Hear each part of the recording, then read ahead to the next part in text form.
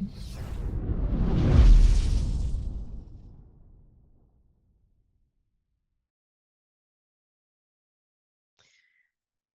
everyone. Thank you for joining. I'm Donna Steinfeld, Senior Associate Director for Advising Services at ISSS, and I am joined by my colleague Edith. Edith, if you'd like to introduce yourself.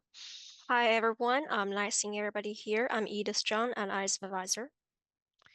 So we are going to go over, we've got a busy presentation to provide you lots of information regarding travel, and we hope that this will be helpful. Just so you know, we will, this is intended for F1 and J1 students. It is being recorded. A link will be provided to all that have signed up and will also be in our ISSS Media Vault on our website to access afterwards as well.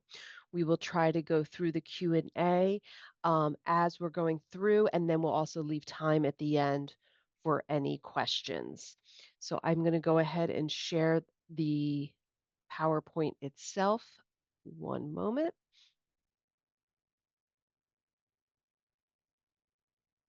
Okay, so as it says, we are going to be discussing, is that still shared, Edith?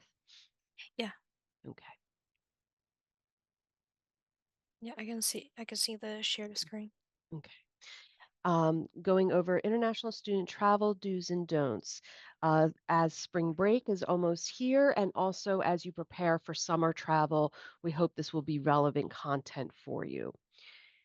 So, some of the things we really want all students to think about as you are going through um, your plans, deciding whether to travel, is when are you planning to travel? Are there any government updates that may influence that? Is it during the semester? Are you going to be missing any classes? Do you have the documents they need? Have you consulted us? And that's a key thing. If you that and that's why we're here today, is that we want to make sure you have the information you need to make an informed decision regarding any travel plans.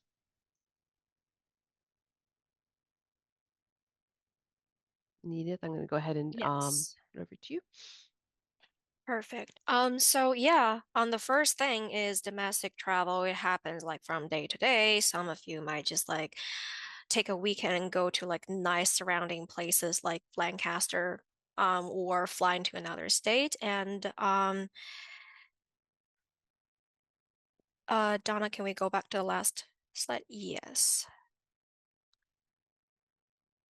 And when you are traveling domestic, you should carry some documents. Just follow TSA guidelines. Include your physical passport, and that one usually have your visa on it. You should carry your I-94, I-20 with your own signature or DS-2019 if you're a J1 student. CBP and CBP officers should not really be dealing with you at this point because you're really just doing domestic travel and you're not really crossing the border lines. But real ID is good to travel in the US. However, even though you have real ID, passport is still a good thing to have. Next, please. However, if you're going to international travel, you have some more documents you must carry. Your passport needs to be valid for 6 more months at least, beyond your return date. You need to have your F1 or J1 visa. It needs to be valid for your re-entry date. If it is going to expire, you need to renew it in your home country or at designated embassy. Before you go, if you notice that your visa is expiring, definitely consult ISSS. You need to carry your Form I-20 or DS-2019, print out, sign at the bottom, and carry it with you. It needs to be your wet signature, even though our DSO's electronic signature is acceptable. And check the second page for a valid travel signature. So if you're an F1 student that's currently going to school, your travel signature will be valid for 6 months or until your I-20 program end date, whichever one is earlier. And if you're under OPT or STEM extension, extension, then it's going to be for 6 months or until your OPT or STEM OPT end date, whichever one is earlier. So for J1, it will be valid for 12 months. If you need to request a new one, log into your IPEN and submit a travel signature request. And of course, if you are under OPT or STEM OPT extension, the EAD card is also mandatory. Next, please. And there are some more recommended documents. They're not 100% needed, but we would recommend you to carry it.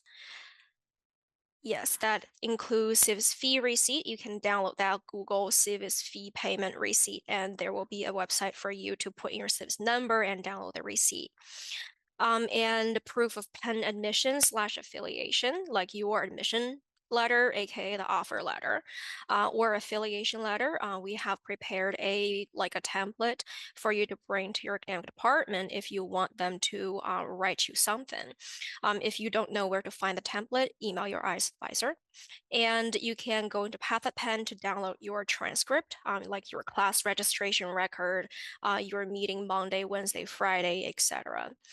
You should carry your financial document that match the amount provided on your I-20. If you are under what kind of employment authorization like F1 OPT, STEM extension, or J180, carry the proof of employment like your job offer letter, such as meeting arrangements, such as the most recent 3 pay stubs. So you should carry all of those on your person, like in your backpack or carry on. Do not put it in a checked bag. And also, you don't have to actually present it unless you're asked. Next, please.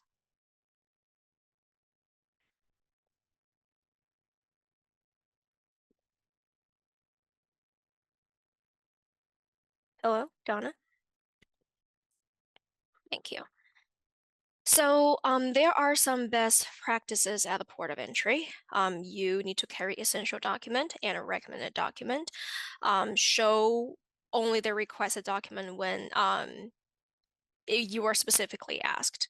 And if you are having a connection or some like plan afterwards, you should allow extra time for a CP inspection. Um, so you should be prepared for questions like explaining your study and travel plans clearly, provide US address, like where are you going to be staying, where are you going to school, etc. And you need to affirm non-immigrant intent. So do not volunteer a whole bunch of answer. Keep it short and clear.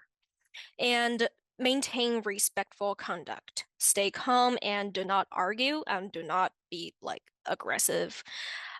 Truthfully respond to the questions and do not use your cell phone because once you use your cell phone, it is become possible for them to ask to examine your cell phone. And also to follow custom rules like avoid prohibited items and disclose cash over like $10,000 to comply with custom regulations. So if you do not have a valid travel signature, but you have all the valid document when you're re-entering, this is not an emergency. You may receive for I-515A at the border and be admitted for 30 days. And after you enter, you can contact your advisor immediately so we can guide you to resolve this I-515A. So missing travel signature only should not be a reason you are denied entry. And of course, if you were put under secondary inspection, the first thing you need to do is have a basic understanding about secondary inspection. It is common and does not always indicate a problem. Sometimes there are just like very many people waiting in line and they would send some people to secondary inspection if have more questions so they can have the other people come through. And but it indeed can take time if there are many people there, if they're like short-staffed, if they just naturally have more questions based on your situation. And you need to provide required documentation. That means all the necessary and recommended document that we previously mentioned. Whenever they ask, it is nice just to hand that one piece of document to have it. And also, you need to maintain clear communication and also know your rights. You should ask for clarification if you are confused or if you want an interpreter or a supervisor to be here and intervene. You can do that. You can say, hey, I want to speak to a supervisor, or English is my second language. I want a interpreter here. And carry ICE contact information. And this is not just ISSS contact information, but also Penn Division public safety contact information. So when you're under secondary inspection, it's possible that they would ask you for contact information from some school people. And the best option, especially for after hours emergencies, would be Penn Division Public Safety is 215-573-3333. Just save this number in your phone and have it in handy or write it on a piece of paper before you enter so you can hand over this phone number without exposing your phone. And of course, during business hours, you can provide Penn ISSS phone number, which is 215-898-4661. And once we receive the phone call, either directly in our main line or through DPS hotline, we will have somebody to talk to the CBP officer and just confirm your status, confirm the information that they want to know.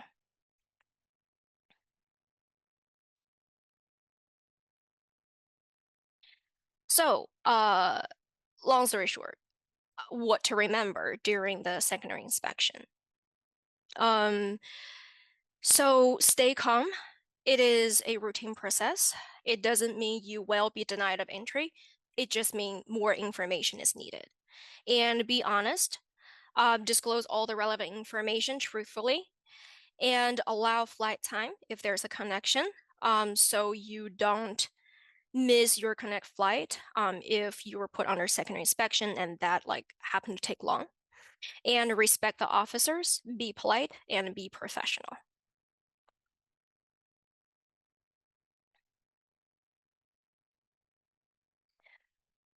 All right, so in case of inspection, CBP will inspect all travelers, vehicles, baggages. It doesn't mean it's like an international traveler or a US citizen, all of them. Just to make sure there's legal compliance.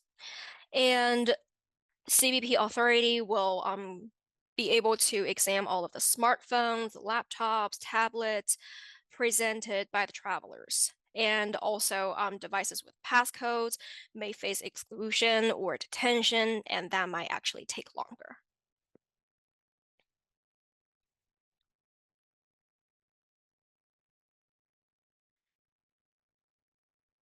All right. So basically, what is going to be examined is depend on the CBP officer at the border. And if they decide to inspect the electronic device, the refusal to present electronic devices in accessible condition might negatively affect the admissibility decisions. And provide passcode are only used for examination and will be deleted afterwards. So it's not going to be saved.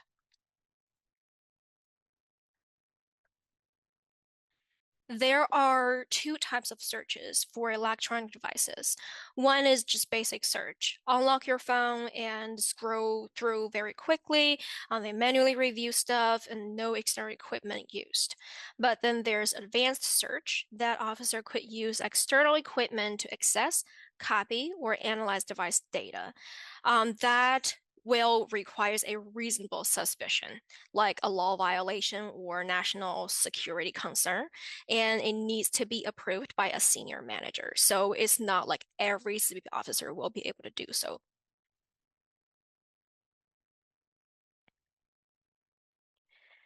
And honestly, most of the secondary inspection would be resolved within a couple of hours. And very, very rarely exceed 24 hours. So after you re-enter the US, make sure you get your I-94 record as soon as possible. The best time to do this is probably like waiting for your luggage and just standing the circling wheel and logging to the I-94 website. The link is shown on the screen is to check if it's like accurate. Are you admitted under F1? Does admit until they say D/S duration status.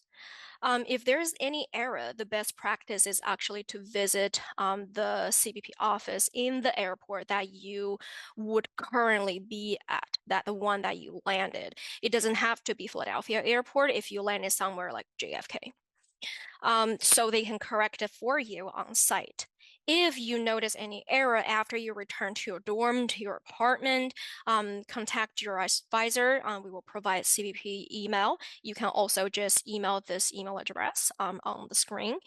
Send them your flight information, send them your admission date, and attach a wrong copy of I-94, like your visa, your passport, to ask them to correct it. It can take several business days based on their work volume, but it usually got resolved pretty quick.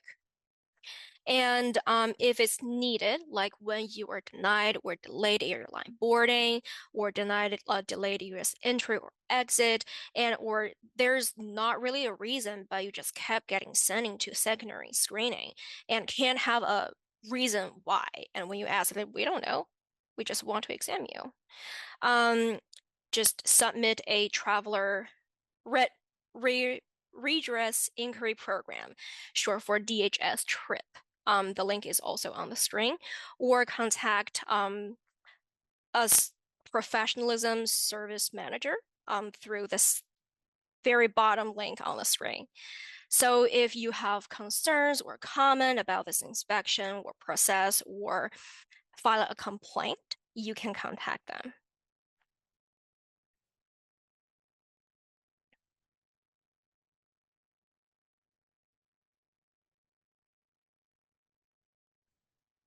Okay, so I'm going to start to go into what to consider if you need a new visa before you return.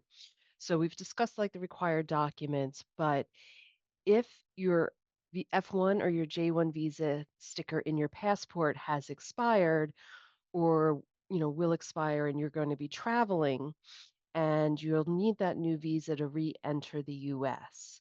So some of the considerations, especially currently, is that options, there was a period of time where there was more frequently options for interview waivers where you would still be outside the US and applying for your visa, but there's fewer applicants that qualify for that now. So there is longer wait times, there's more demand for in-person interviews, and you definitely want to make sure you have a fair amount of time if you are planning to renew your visa during your trip. For example, I wouldn't advise anyone over spring break. That might not be enough time. It's very limited. So you really want to consider when you plan to travel if this is necessary for you to return. There's different increases. I will go over a little bit more on social media vetting, and there's different policies and issues that may be part of this visa process. Um, you know, if you don't have necessary travel and you may have some restrictions that could impact your return, definitely discuss with us. This is a good thing to go over with us because we really want to consider, your specific situation and again, make sure you have the information you need to decide what is going to work in your situation. In regards to when the visa is issued, how long that visa is valid and how many times you can use it is also going to depend on your country of citizenship. There's something called visa reciprocity, and on the State Department website, you can look up your immigration status as well as your country of nationality, and it'll tell you what normally is issued for for the type of visa you are applying for.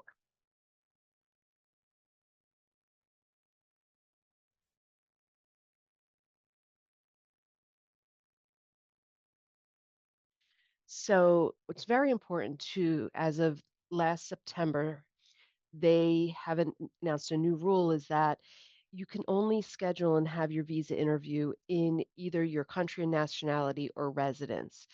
And it hasn't, it really needs to have a strong proof of residence. So you can't go to a third country as might have been possible a year ago. So it's very important that you are looking at where you're scheduling, making sure it is where you are permitted to schedule. And there are exceptions in regards to some individuals, their countries may not have a US consulate where they can go for a visa. So there are designated alternative countries for that situation. And you can see the link that's on there. So, um, for example, if you would normally, one country has been designated, like I believe the Ukraine is currently Poland, for example. But this will give you the complete list. There are exceptions. They are rare. It's more medical emergency, foreign policy. It's not very clear how those exceptions could be granted. So you really want to be planning under almost all circumstances. You're going to need to make sure you're planning to go, your residence is or your home country. Um, and then you're just going to make sure you want to have those documents and have those in order. So something that also came in last June is that now there is more vetting for social media that is part of the visa process. So this is an extra layer in addition to what you may be completing on the DS-160. They are asking that social media profiles are made public, before when you're doing the visa, preparing for the visa interview and at that time. And a lot of it is what they are looking at is that are you eligible? Have you been maintaining your status? Is what you're doing here in line with your F1 or your J1 program? And ultimately that there's no intent to harm US interests. So this is something where in the past, maybe you received your first visa very quickly, but now this is an additional layer. And what we were seeing is these were being done um, as what they call administrative processing, and it was adding time to just a normal visa process, especially as this was being rolled out and it was a new thing that was being part of the official visa issuance. So you want to take this into account again that this could add time on to the visa process, even if everything else goes smoothly.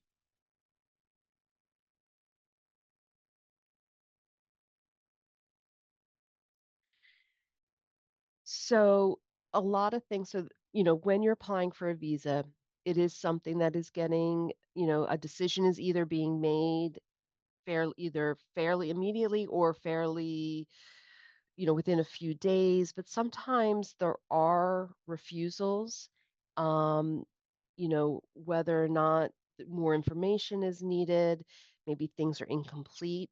There is something called, as I mentioned before, administrative processing. And what that usually is that there is additional information needed before they can make their decision. As I mentioned, this could be the social media vetting, this could be further security checks, things that are going through a process that is actually even beyond the consulate stage, where preparing for a possible administrative processing and why it's important to really look at when you're traveling and how much time you have, because this could impact when you're going to be able to return. And it could take as early as 3 weeks to months. And we've even seen year plus or more. Um, again, applying early in your stay. So that way, if you're going home for the summer and you're doing this June 1, you have most of the summer for something like this to hopefully play out successfully. So again, just looking more, what is administrative processing? It's really looking that you're eligible to receive the visa. they're doing various checks. It may be going through different agencies, government agencies, as they review your information. Um, it's going to vary by time, how long it's going to take, as I mentioned, you know, without it requiring much review, could be just a minimum of 3 weeks alone without more complexity to your case. Um, and sometimes the more anomalies could be, as I mentioned before, a year plus. So this is something that really is not going to be, a straight definitive answer. And it's something that really no one has control over. So it is something that any time you're going for this, it needs to be something you're aware of and know it can happen, and that intervention is in almost all cases not going to be not going to be it's not going to be help. There's really, even at very high government levels, whether, senator's office, things like that, even that, especially now, does not have much impact. So you want to make sure you're kind of keeping on top of that, having contingency plans in place, whether, you're communicating with your academic department and, the possible repercussions if you can't make it back for the semester. You definitely want to keep in touch with us, communicate what's going on, so we know and can discuss your situation.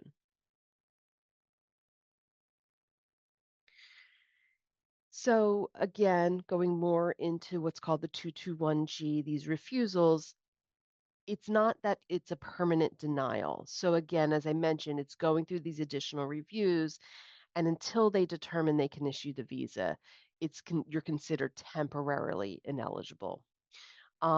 If you are asked for additional documents, you want to make sure you comply and put those together, and if it's documents maybe that you need from, your academic department. Sometimes they want more information on research. Maybe you're a doctoral candidate and you're going through research.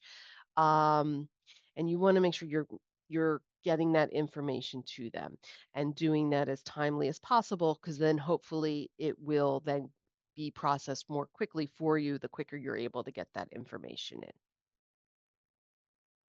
in. Okay. I'm going to switch gears now to something that's not going to impact all students, but it does impact students from the countries that are listed here. This was in effect on January 1st, 2026, where there are certain countries that are subject to a full ban versus a partial ban. Now, as our audience today are F1 and J1 students, the partial ban also applies to those immigration statuses. So you really, if you're from one of these countries, we, encourage you, if you have any questions regarding travel, any concerns, definitely talk to us. And we want to go through this because it's probably best that all unnecessary travel is avoided if you're from one of these countries. There are various exceptions, um, and it's definitely applied to anyone outside the U.S. without a valid visa as of January 1st. If you're inside the US and you continue to remain in the US, um, it's not going to be something that's going to affect your ability to stay and remain and continue as an F1 or J1 students. If you had a valid visa as of that date, um, as far as we know, these based on just the travel ban alone, visas are not, we are not aware the visas will be revoked, and that is something that was stated. However, again, even with a valid visa, we do recommend talking to us more. Um, we don't know how things could be interpreted, whether it is at, when you're re-entering the US through Customs and Border Protection, even maybe the airlines. So we still feel it is very risky, even if you perhaps are covered under any of these travel ban exceptions. And then the categorical exceptions you can see there that may not impact. We don't know of, again, the possible exception of national interest exceptions, But again, most cases for students are probably not going to fall under that. We don't know of any other countries that are planned to be added and no updates right now to the end of the travel ban. Now, based on recent events, there is what we are suggesting in regards to any travel to the Middle East region. And this is something the university, as of March 2nd, um, it is the university strongly advising all travel to or through the Middle East is deferred. And the reason is if we're looking at this Department of State guidance, we have a private travel assistant provider called International SOS at Penn, and they are also, advising this. There's possible military operations, airspace could be closed, and then just in general, travel could be disrupted and issues. So there is official Penn policy in regards to this is specific to Penn affiliated undergraduate travel is currently prohibited by the university until March 15th. They will then reassess that, but this is an undergraduate travel policy for Penn affiliated travel.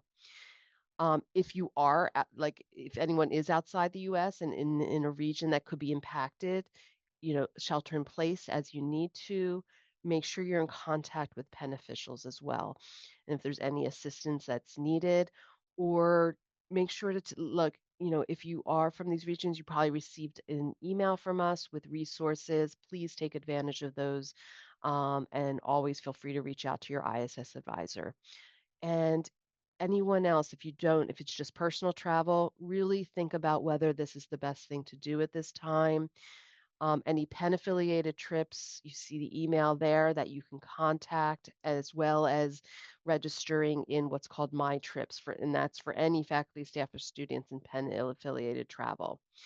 You can see the website there. Any updates will be posted in regards to this specific travel guidance there as well.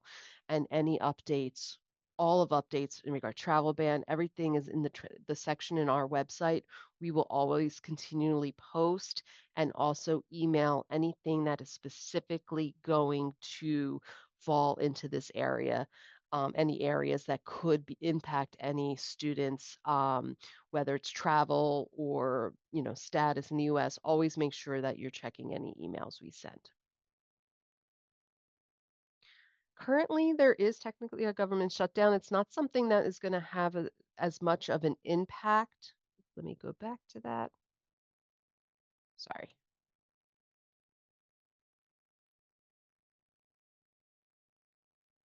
So, what you may find that could be residuals of the current government shutdown, is that there just might be longer visa issuance times. Is it going to take longer due to staffing? You may find that TSA lines may be longer.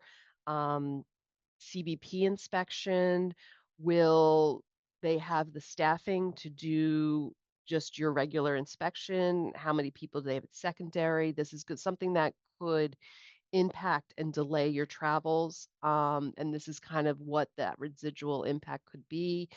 And especially if you need a new visa, again, when there's a shutdown, it's usually advised if you don't have, unnecessary travel, these are things to take into account that could impact your ability to return. So this just makes it a little bit more difficult when there might not be the usual um, services due to the shutdown. Okay, so this are ways to connect with us. If you are not signed up to our newsletter, make sure you do that right away. Make sure you're checking our website, our Instagram, Facebook. I know most people here is definitely probably more Instagram followers. Definitely follow our Instagram page. A lot of travel announcements, and as well as like, different social things that will happen, or things that we share. But this is the ways that you're going to be able to get information from us. So I encourage, the fact that you're here is great because that means that either, read one of our emails, saw the newsletter, saw an Instagram post. So just continue to do that. This is a way we welcome your feedback. Please, let us know how we did, anything that you feel can be added to the questions. And, we hope that this was helpful to you. Please remember, if you have very specific situations, you have your signed ISS advisor. If you go into iPen, you can see who that is. If you go to our advising, you'll be able to click on the different advisors, see when they have time.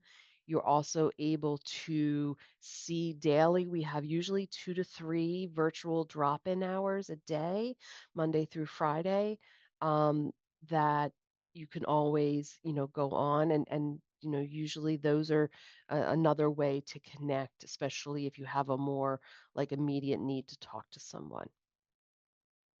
So I know that there's been some questions that have been already answered in the Q&A, and I guess if, we have some time to answer any additional questions, if you want to put them there. Um, so if not, we'll give it a minute. Okay. So there is a question of, do I need a visa interview if I am going through a change of status from F1 to H1B, is a question in the chat. So it's definitely something you want to work with your employer who is doing the change of status application. But normally, if you are changing your status from inside the US, you going from F1 to H1B, it does not require needing a visa interview because your status will be changed while you're here. However, the next time you have international travel while you're on H1B status, you're going to need to apply for that visa to return for the H1B. So make sure you're communicating with the Immigration Council for your employer in regards to any questions of that nature. Okay. Okay, I can take the second one. What happens when the initial year of OPT ends, and what do we need to do? So that there's two situations. One is you are eligible for a STEM extension. Then you can apply for your STEM extension like 90 days prior to your OPT end date. And if you submit the STEM OPT extension application in timely manner, means before your OPT ends, you will be able to continue working for like 180 days when the STEM extension is pending until you hear from the USCIS. But if not, it would be sort of like after the program end date. You would have 60 days per current regulation as of a grace period. And during that period, you can change your status. You can transfer to another institution, or within that time, you can depart.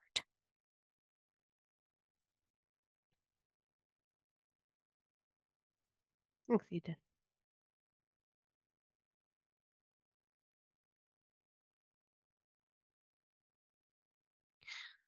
Okay. I'll go ahead. I can take the next one, and if you want to get the one after that, we can alternate. So, the question is, I am an incoming student. Can I apply for my F1 visa in a country where I have a work visa residence if I have been in a different country for the last 6 months? I think it's going to depend on the type of resident. So, again, you would have to be able to show proof of residence for the country where you are applying for the visa. So if it is not your home country of nationality, you want to make sure that you have solid proof that you're residing in that, like have official, um, that you are official resident of that country. So depending on what your situation is, I would say that you could ask the U.S. consulate whether they would accept your residency, but make sure that it is something that you have that connection, that you have that official. If not, I would plan to do it in your country and nationality. All right, how do we submit the extension application? Um, there can be two types of extension. One is I-20 program end date extension. That means somebody needs longer to complete their academic program, and that is done through I-20/DS 2019 program end date extension e-form in IPEN under student services category. But if for STEM OPT extension, there's three steps. One is to obtain Form I-983 from your eligible employer, and two is submit STEM OPT I-20 request in IPEN, also under Student Services category, and three is to file the STEM OPT extension application in your USCIS portal. And the specific step-by-step guideline and instruction can be found on our website. Okay. So for the question is, if our F1 visa is refused under 214B, is there anything the university can do from their side to prevent it from happening again, or is it completely from our side? So 214B is usually the reason is for what's called immigrant intent, that they don't feel you have plans to return to leave the US and return to your like home country. They feel that you plan to remain permanently in the US. And part of the F1 and J1 student status is that you don't have that intent. So it is a very personalized situation. So it's something the university really can't attest to because it is what your plans are. You know, especially if you're like, let's say, a new incoming student, individuals aren't going to know your personal situation. The key thing is you can apply again for a visa if you're denied for this reason. And you really want to make sure that you have new compelling evidence of your ties to your home country when you have that new visa. You want to be able to show and explain, what your plans are and how, you know, if you're getting your degree, then you're going back home and you may be working in X job. So it's really something that's very much going to depend on your personal circumstances and how you present yourself during the interview.